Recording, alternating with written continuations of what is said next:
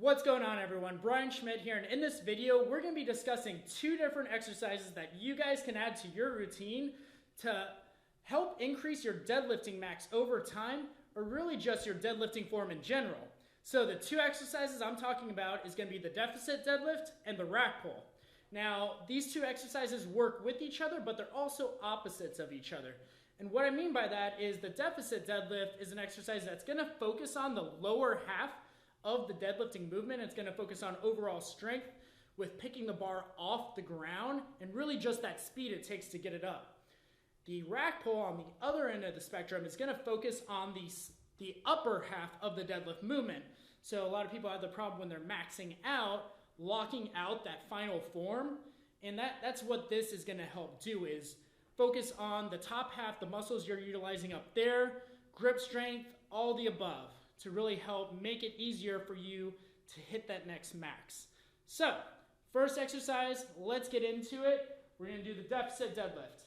Just like in the name, you're starting at a deficit. So what I mean by that is you're going to have some kind of platform where you're going to stand on, and what this platform is going to do is it's really just increasing the range of motion of your deadlift. That's all it is.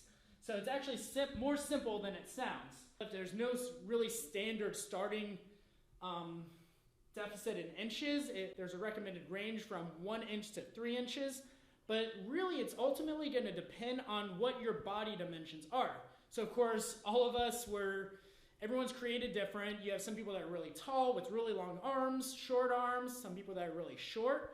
So obviously, based on your body dimensions, you're going to have a different starting point in your deficit. To figure that out, there is actually an equation you can do to figure out what is your recommended starting position.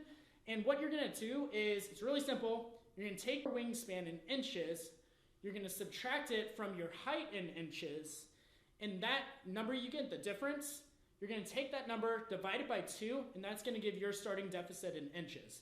So let's do an example. We're going to do mine. So I have a 72-inch wingspan. We're going to take that number, subtract it by my height, which I'm 5'10", so that would be 70 inches. That's going to give us 2. We're going to take the 2, divide it by 2, and that's going to give us a 1-inch deficit that it recommends I start on. So now, if you do the equation and you get a negative number, all that means is that based on your body dimensions, when you're doing a standard deadlift on the ground, you're already starting in a deficit compared to everyone else. If you do the equation and you're getting a high number like 3 inches, 4 inches, maybe even 5 inches, that just means you probably have really long arms, and it's recommending that you can start at a higher point.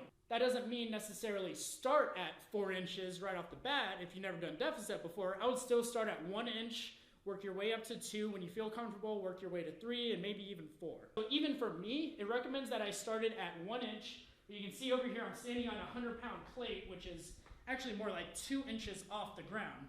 So let's talk about the movement itself now. We're going to get in starting position, and I'm standing on a plate here. You can stand on any kind of platform you want, as long as it's stable and you're not going to fall. And to figure out if the deficit is right for you, get down, and what you want to do, just like a standard deadlift, you want to make sure you're maintaining that neutral spine. If you have to round your back and flex over to be able to reach the bar, then that means that you're probably not flexible enough to be doing this, and I'd recommend just working on your flexibility really, and just your deadlifting form, just conventional deadlift. Let's get back to doing it.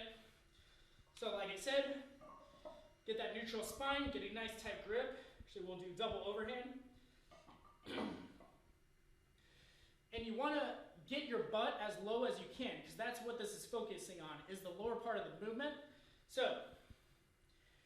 we're going to drive through our heels as we pick the weight up. Lock out at the top, squeeze those glutes, and then back down. And it's okay if you need to reset the weight. It's completely fine, as long as you're starting in the correct position. And that's really what's going to matter here. So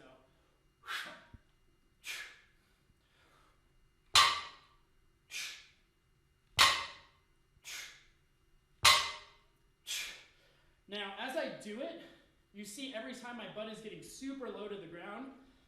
As you begin to fatigue, because really you're using a lot of your quads here, your butt's going to want to stay up higher and higher on each rep. If it starts doing that, that means that you're fatiguing where it should be working those muscles, and you should probably lower the weight. So what I mean by that is, remember this was our starting position. So here we go. That's correct. Now if you go down and you can't get your butt low anymore and your butt's staying up top, that means that's pretty much too much weight for you. So we'll do a couple more good reps just so you guys can see what it looks like.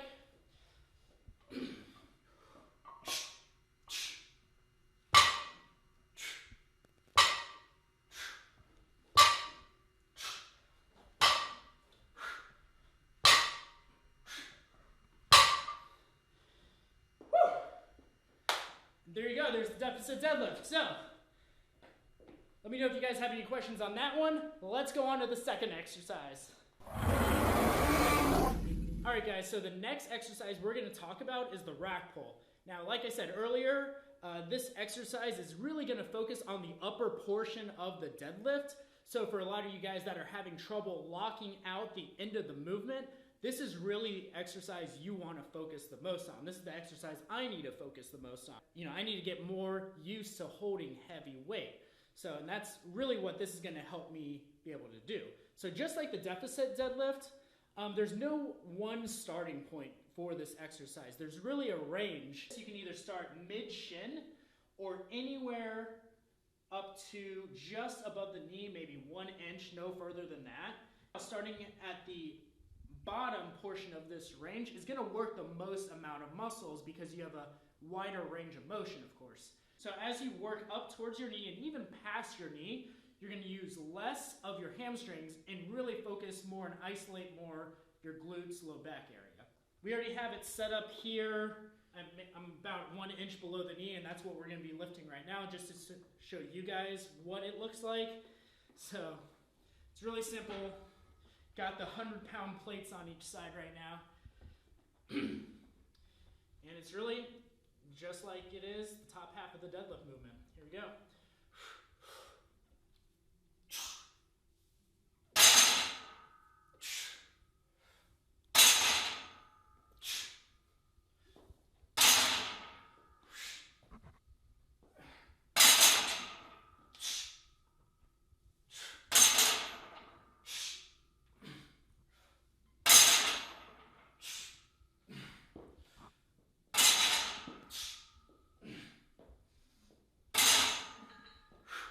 So, in doing that too, just like the regular deadlift, you want to focus on those muscles that we're really trying to isolate there. For me, when I'm hitting that lockout point, I'm really squeezing the glutes.